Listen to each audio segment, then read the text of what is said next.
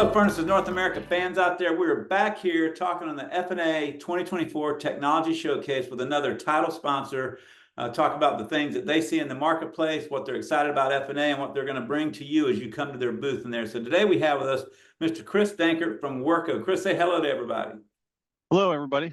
So this year, registration is really going well, and the hotel room is selling out, and we're only a couple booths to sell out the whole show. So the vibe and essence of FNA is just like years past. It's a lot of activity, a lot of action. We're excited to get there. So Chris, for people that don't know, I know everybody must know what Wirco is, but for people that don't know what Wirco is, what do y'all do in the marketplace? What's your sweet spot? So in the heat treating marketplace, we're a stainless steel. We do tooling and furnace parts. So we're a stainless steel foundry, two locations, one in Wapaka, Wisconsin, one in Champaign, Illinois, and then our fabrication division is here in Indiana. And we feature and focus high temperature stainless steel. So you see those for tooling, baskets for heat treat, trays, radiant tubes. If it's metal going in the furnace, typically we're selling it to our customers.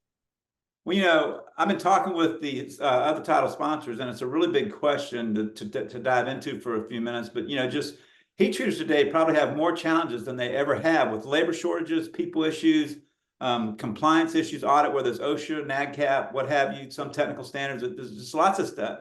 Access to insurance, you're just lots of things coming at them. And so in the world of heat treat, what is Wirco what are you hearing for customers, and what are you seeing in the future, some things that heat treaters really need to pay attention to if they're going to be successful? Well, I think when you look at heat treat and some of the demands, it's just their customers are expecting more out of them. Right. So with freight costs so expensive, they don't want to have to move product to different facilities. So if a heat treater can do a lot of extra value adding, do part sorting, do different coatings on top of the standard heat treatment that they're doing currently, we're seeing a lot more of that. So as people come to us for tooling requests, it's not just for the heat treat tooling. It's, well, how can I then position this around through different stages of our manufacturing process? And that's becoming a big thing. And I think a lot of that drives down just the huge cost of freight.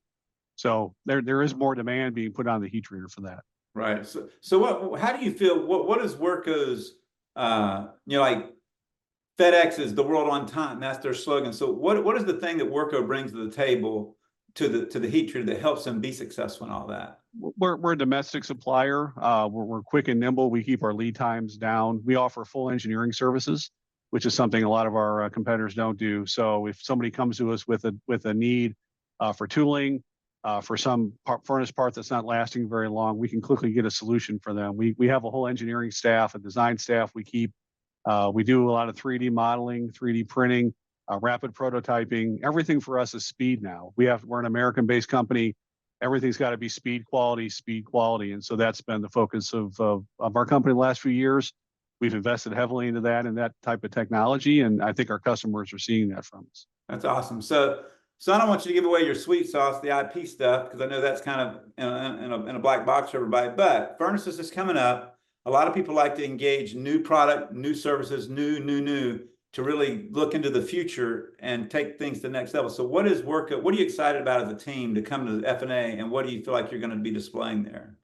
Well, the one thing we're definitely going to feature is our X1 3D core printing, mold printing machine. And that may not sound that interesting to a heat treater, but it really should be, because with that, it allows rapid prototyping. We don't have to build patterns. It keeps their costs down. They're constantly being hit up from their customers to come up with better tooling, lower distortion.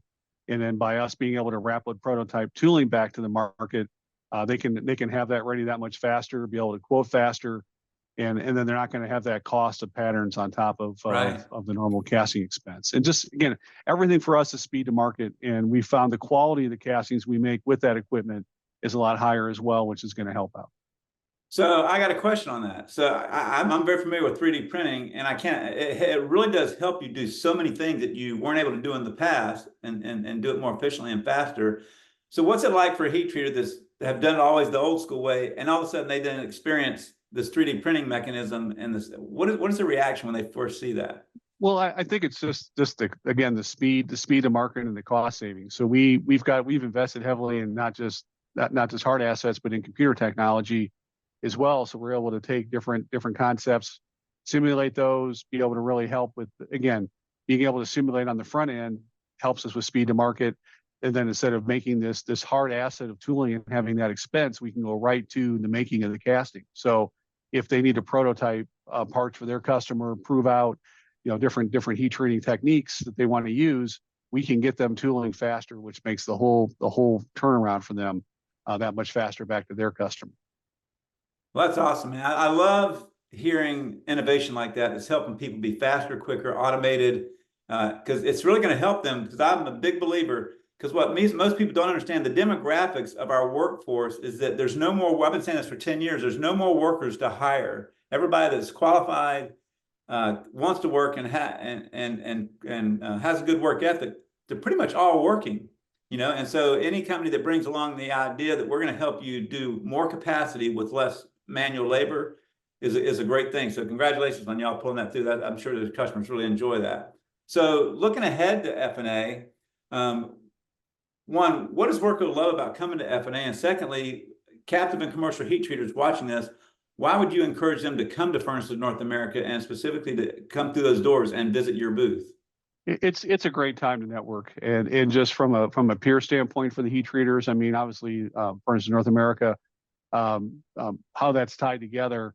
You've got so many suppliers, so many customers, but it's all the top people with customers. The decision makers are there, and it seems like for that show for us every other year has really been a huge benefit. Just we're able to deal with people directly, and that's something where Wirco's always been that way. We try to be face to face. We don't want to make a phone call. We'd rather be there and talk to somebody in person. And we get a lot of people coming through the booth with ideas, and just it's great to be able to talk to them in person. And then just to have that peer network there that we can talk to everybody in the industries in one place. It's just unique. It's something you have to be at.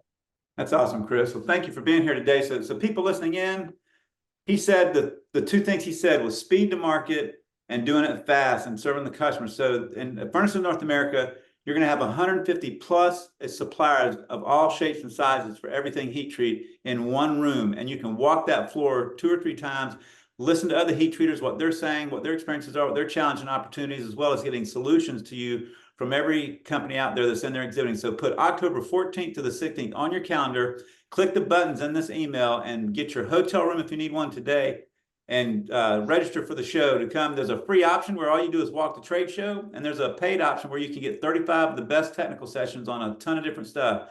But we look forward to seeing you in Columbus, Ohio on October 14th to 16th. Don't waste this opportunity to improve yourself and your business and grow your network and heat treat today. We'll see y'all there. Thank y'all very much for being here.